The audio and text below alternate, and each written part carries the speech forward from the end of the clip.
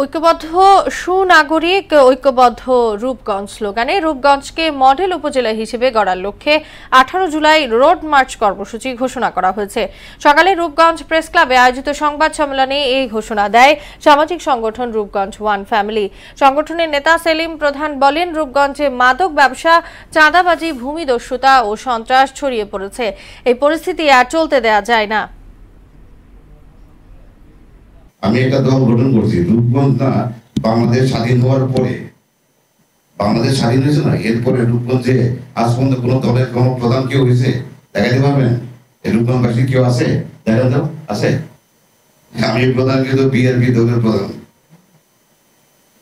আমার সাথে আমি এবি পার্টির সাথে আছি, আমি এনসিপির সাথে আছি, আমি জামাতের সাথে আছি। জামাতের বড় বড় একজন দুইজন নেতা, এরা আমার বন্ধু মানুষ। হেফাজতের যে লিডার, ওইটাও আমার বন্ধু মানুষ।